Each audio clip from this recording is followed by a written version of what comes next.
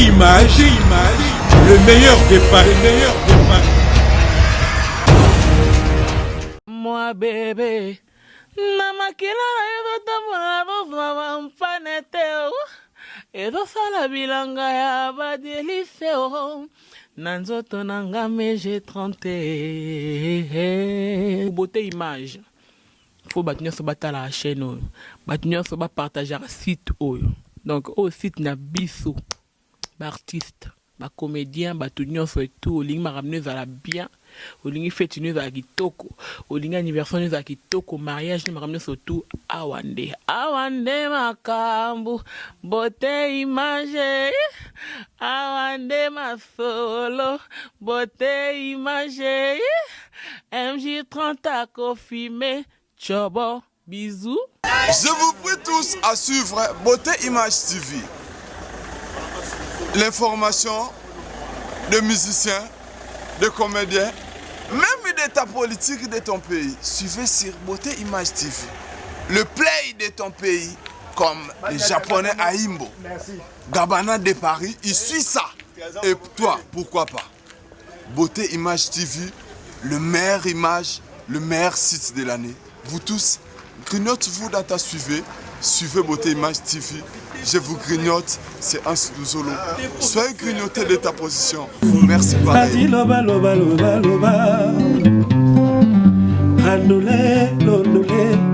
Londole la bango pesa bango sango ya kitoko na kati ya mpoto loba loba loba loba andole londole la bango pesa bango sango ya kitoko na kati ya mpoto loba loba loba loba andole londole la bango pesa bango sango ya kitoko.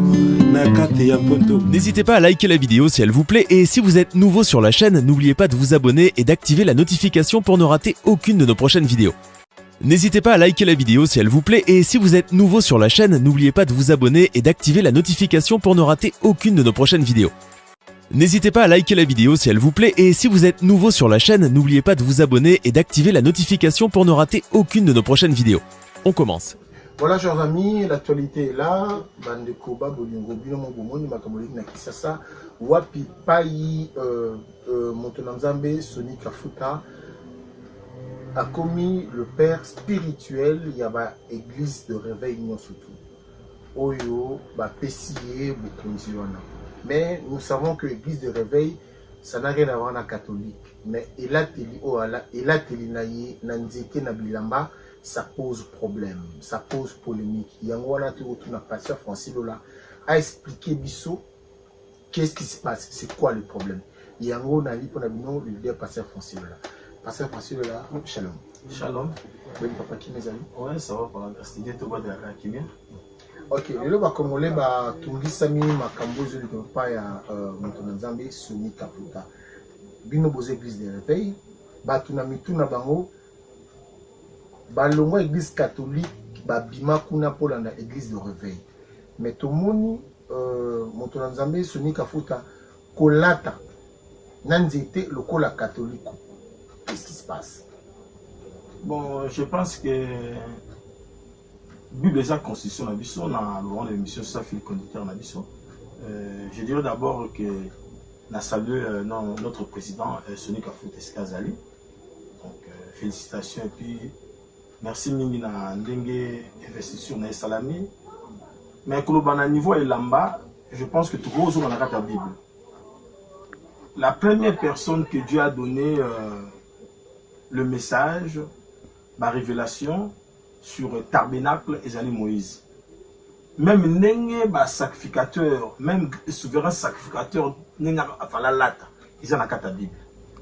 Les catholiques n'ont évité ceux qui ont un modèle moko absolu, il y a des croyants tout, mais bisos tout ça des chrétiens, tout ça la Bible wana.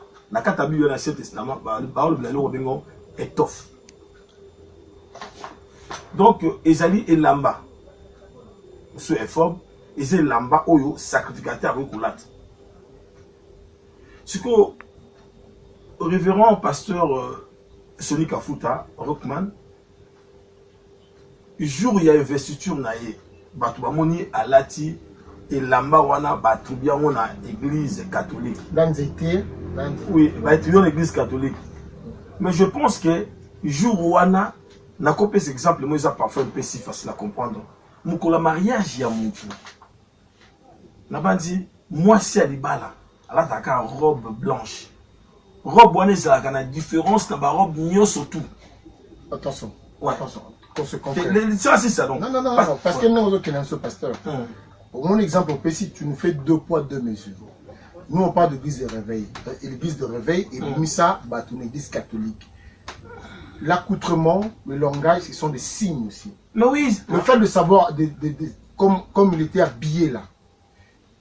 Et comment mi wapi na dessin na kata bible. Bongo kala la tara bongo te pon.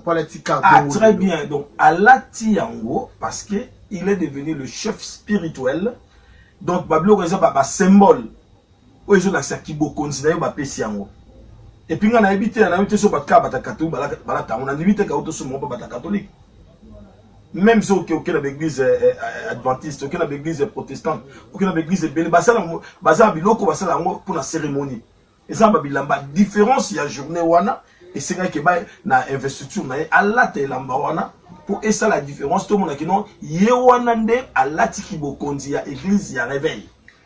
Et là comment lui malamu yango bolanda na maloba na ye chef spirituel. Moi je veux savoir. Donc nzambe te yezu te pour les musulmans nzambe Mohamed te pour les Bouddha, ça veut dire qu'il y a comme chef spirituel là bino. Alors chef spirituel non c'est ça. Chef spirituel de réveil et Molobani, chef spirituel. Donc représentant légal, il y a église des réveils. Donc représentant ou bien chef? Attends, bon, mais je ne sais pas si tu veux que tout ça va jeu de mots. Non, bon, c'est important. Papa, mais quand on parle de chef spirituel dans la spiritualité, c'est Christ. Et ça, le quoi, pasteur, le vrai pasteur, c'est Jésus. Berger, le bon berger, c'est Jésus. Donc, il est à ça représentant en même temps, parce que tu chef doit reconnaître, parce que bande église des réveils bandits, bon, Kala, ils sont là représentant là, mais représentant à tout, ils sont là, à un moment où ils officialisent.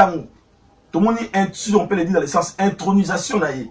Tout le monde donc battu sur mon yango peut-être à l'époque où qui information sur la temps réel et donc les réseaux sociaux ça place là mais bâton wana soko landi même dans l'Ancien Testament au moment Moïse avait un bâton, Aaron avait un bâton ça symbole d'autorité donc asa pour incarner image. Mais ce n'est pas lui qui est. Apôtre Paul dit, ce n'est plus moi qui vis, c'est Christ qui vit à moi. Donc nous reconnaissons à lui comme notre représentant. N'a bâton, on est pouvoir au bapécier. Mais ils étaient qui sinon? C'est juste des symboles. Tout le monde a même été colonel à bâton Moroboye, Maréchal Mobutu, bâton Moroboye. Ce sont des symboles qui représentent l'autorité. Mais pasteur, les lots. Ça n'a rien à voir avec Baki sinon. Pasteur, facile. Les lots, selon toi, parce que Isaac Carrefour est congolais. Awa et pas leader pasteur français les Carrefour tout le monde awa musicien théâtre politique donc Carrefour n'a tout côté selon eux qu'est-ce qui dérange maintenant parce que pourquoi tu vas sécurité pourquoi tu vas aussi pour na yo pour nous. D'accord, juste pour dire que ba congolais nous surtout télé baza ba croire l'église des réveils baza ba l'église des réveils ba tendance c'est belé.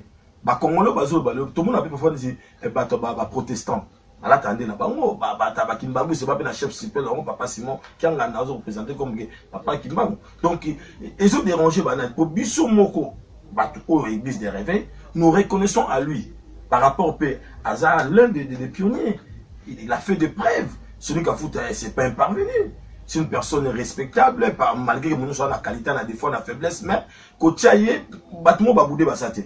Mais réaction, juste la tenue d'un bâton. Voilà pourquoi je suis venu juste expliquer le bâton c'est quoi, la tenue c'est quoi, c'est ça. Alors tu vas dire aujourd'hui, donc chef spirituel l'église de réveil, c'est-à-dire aujourd'hui, ceux qui ont l'église, il faut une permission, ou bien ceux qui ont comme un pasteur, il y a une fois à Pambolaye. Non, justement je termine la question. Rôle na chef à l'église de réveil et ngoloba nini. Ah très bien. Donc biso comme un pasteur il y a reconnaître biso l'église des réveils c'est Dieu qui appelle. Mais la reconnaissance ministérielle est très importante par les anciens. lelo na kati ya Congo bono baga biso église des rêves to ta des autres to la mukaka donc tout ça quand même organigramme moko tout ça quand même moi organisation moko boy donc au jour d'aujourd'hui ceux qui na Congo on go font l'église on dit que aux la on a quoi cette église des rêves aux confesser les so confessaka au kene kuna au koti ba papier na yo au kozala affilié kuna likambeko ko soyo aux na protection na yo donc voilà mais quel rapport on a Bonzambé? Bonzambé ça n'a pas d'administration. Oh mais non, on est sur l'administration. Explique-moi un peu. Mais non, même Moïse, Dieu l'avait dit, mais les chefs de 50, chefs de 100, chefs de 1000, Dieu c'est un Dieu d'ordre. À ça l'administration, moi-même de la place, on a défendu mon archange, ange, 4 êtres vivants, 24 êtres. Donc l'organisation est là. L'administration. Donc les lots. Je parle de l'organisation au niveau qui est sur le plan que on est le Maboka, Moutala Moukouba président, Batol va comme on va passer, on dit bah on passe mais ce qu'on s'affilier la Katia. Et le mouvement, il y a l'église dit de réveil. Donc, il faut respecter l'autorité établie. Alors, les autres, nous sommes à Paris, précisément la rue Marcadet numéro 13. Pas passer à France. Donc, Congolais, nous surtout de partout il est, l'église de réveil. Ceux qui, Moutonanzambe, président de l'église de réveil, Soni Kafuta, a validé, était pasteur, Aza Moutonanzambe. Non, Bisso na chaque péninsule, Bisso en France. Nous avons un président de l'église des réveils, nous avons représenté la diaspora, et ça, président Moussen. Donc, Bisso a un président allemand, peut Bazali, l'apôtre Martin Bazakuna, le président de la Belgique, peut Bazali, le président de Bazali. Donc, chaque pays où il y a en dehors, il y a RDC, Bazali va représenter le président de la mais les gens qui disent que ça, parce que tous ont confessé Nzambe Moko, tous ont une idéologie spirituelle Moko. Donc, tout qu'on respecte toujours, on a souvent Basel Makam Nabawo. Mais ce qu'il y a avec tous les honneurs, mais c'est que y a moutou à ça qu'on peut savoir injonction partout non. Mais toujours dans la carte est toujours moins fort mais moi manière mon point église de rêve c'est quand il bisuka non toujours dans ordre des autres des athées balamba kabo binza to comme moi ordre pas spirituel parce que spiritualité on bien les nzambe.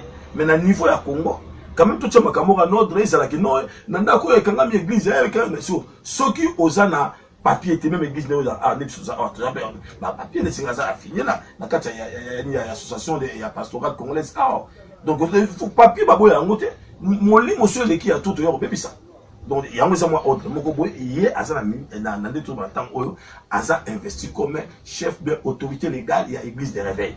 Est-ce que l'événement là c'est pas un peu est-ce que ils ont charnel ou bien ils ont spirituel?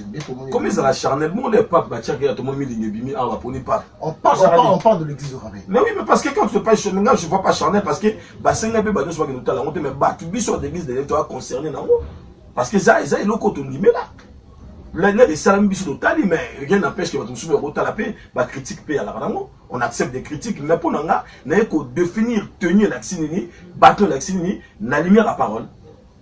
Mais parce que nous avons besoin de qui tenir il y a sango, il y a banzete église de réveil. Non, on dit bien bon, oui, église de réveil, nous sommes nés, on n'avait pas vraiment de personnes qui pouvaient nous orienter. On était des autodidactes. Donc mais on avait aussi nos aînés comme papa Vakambi, papa Kelani, papa Idina Bala. Donc voilà. Assemblée de Dieu Zalaki, Matumba, donc c'est-à-dire que l'air tout comment comprendre la maturité, hein. Et quand ça l'autre il y a un adage qui dit que ce sont les imbéciles qui ne changent pas d'avis. Les lots sont qui va trouver qu'il a moins maturité, on va comprendre. Parfois, ma critique, on est ça. Parce que Batmus, va l'église des réveils, va connaître comme un pasteur. Moi, je suis pas allé là-bas pour devenir pasteur. Mais comme Dieu appelle, et Dieu a appelé, la vocation est là. Nous sommes venus juste pour prier. Mais les lots, c'est comme ça que l'église catholique va préparer dans un petit séminaire, va former pour devenir. Voilà. Voilà, chers amis, je vous dis merci beaucoup d'avoir suivi cet élément. Je pense que Eko Sungabino, on a ma question Bélé Bozaïki Nango Yango, Nanaï Pasteur leader Francis Lola. Le mot de la fin, pasteur? Le mot de la fin, je dis simplement tout battre la kimia. Tenir un bâton et tcha polémique. Toyebi, révérend pasteur Soni Kafuta. Tout le monde battu sur mon appel à ministère naïe. Incontestablement, pasteur nous a contesté à Zati, mais ce qu'on a tenu, c'est qu'il y a beaucoup. Je pense que ils ont juste un symbole moko extérieur pour ils ont reconnaissance na bâton. Mais je dirais aussi, na biso bat église des réveils, ba critique aux yeux vers biso, faut dans la prudence. Cette fois-ci na bandi, on a makamba mboka.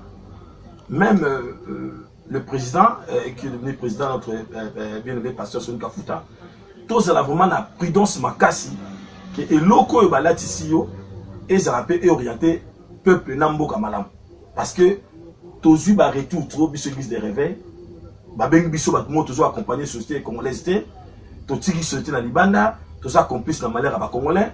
Je pense que na ère à gouvernance na yo makambo changer belé et puis na yebi niveau sagesse na yo et ko za malamu ko ou accompagner peuple congolais na makambo à malamu mabo et les cas qui n'allaient passer na ère à gouvernance non changement ça là je m'adresse au président et je pense que message pour comme na yo différence c'est ça là na ère à gouvernance na yo ba mon vraiment pour nous soiseau bazo zelelo comme président la sagesse na yo la manière au peuple appeler ça confiance parce que tu es l'un de personnes à tourner ça va foule la stade donc au côté d'habiter ma batte donc peuple zo zela tout bena changement de ton lobby peuple d'abord na moli mopé na mosuni bon ya peuple malam to battre l'équipe Beauté Image, le meilleur de Paris, le spécialiste de l'événementiel.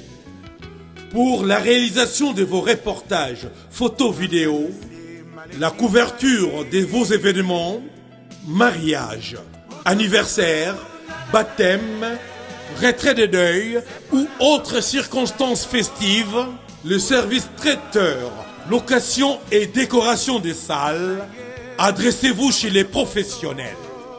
Beauté Image. Rendez-vous au 70 boulevard Anatole France, 93 200 à Saint-Denis, en région parisienne. Contactez votre partenaire de confiance au 0033 752 96 04 73. À Kinshasa, RDC, Beauté Image au 00243 823 13 47 06. Beauté Image, les spécialistes de la photo vidéo. Beauté Image, le travail au service de l'homme. Beauté Image, Beauté Image, Mosala ezana kolona yango. Beauté Image, Tobateli Kimia. Sepela TV et yena makambu ya sika lisusu. O ba chaîne ya France eza na kati. Ba chaîne ya Congo eza na kati. Ba chaîne ya Londres eza na kati. O ngomona makambu ya politique ya sika. O parti AA eza na kati. O parti BB. O CFAIO eza na kati. Ya Sepela TV. Bouquet comme ya muke boye. O tina poche voyager na ngokeno partout lingi. Na bouquet ya Sepela TV. Sepela TV. Mais ma biso n'engozo mais ma biso wana 4K machine madaka daka Sepela TV. Bienvenue dans le monde de Sepela TV.